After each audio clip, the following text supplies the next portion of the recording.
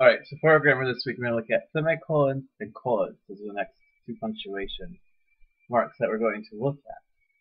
You can see I've labeled this the abused punctuation because they really have limited purposes and they really only have a couple of tasks. But yet people like to use them for a lot of different things and they mix them up sometimes.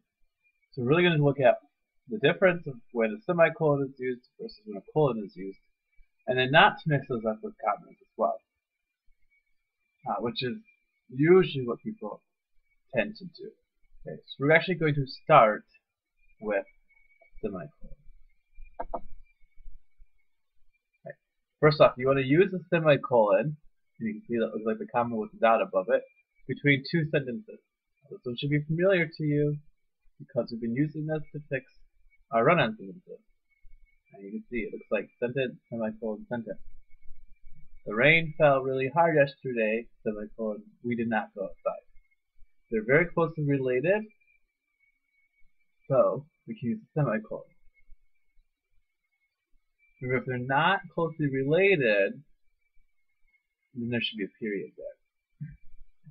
Because the reason we did not go outside is because the rain fell really hard, I put a semicolon there.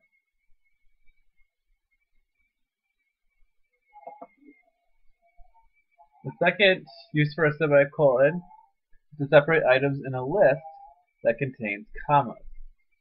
So you can see there's a sentence with a comma, then a phrase, semicolon. Part of it, comma, phrase, semicolon. Another part of the list, phrase, semicolon.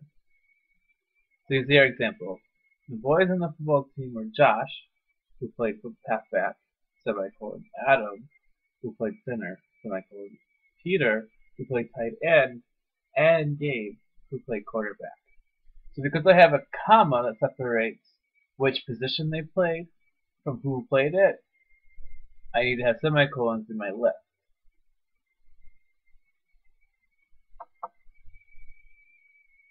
I also want to use a semicolon between sentences with combined with a conjunctive adverb.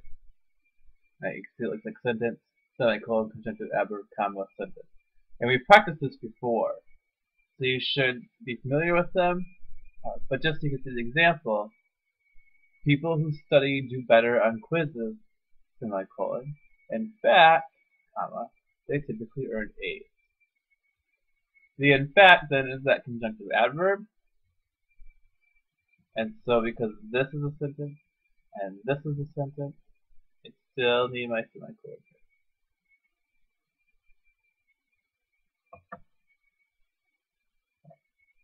Now let's talk about colon. Right. You know there are several conventional uses for the colon, right? Between the hour and the minute and time, 6:30. Between chapters and verses of the Bible or titles of titles. Okay. So if my title is Whales, colon, Giants of the Sea, that would be the subtitle. And when we're talking about formal business letters, or you would use a semicolon to end that. So dear Miss Havisham, colon, a formal letter. What you may not know is that you want to use a colon to attach ideas at the end of the sentence. The colon literally says, hey look, I've got more to say. Okay. And so you're going to do that with either a list, or if you're using a quotation as evidence from the book. Okay. So, in our list, everyone knows what to pack when camping. Tent, sleeping bag, hiking boots, and matches. I'm attaching my list with the colon to what everyone knows what to pack. You see here if I'm using a quote as evidence. Walter May believes everyone disrespects him, colon, and this is the quote that shows me or proves that everyone believes, well, or Walter May believes everyone disrespects him. But I've attached that to my example.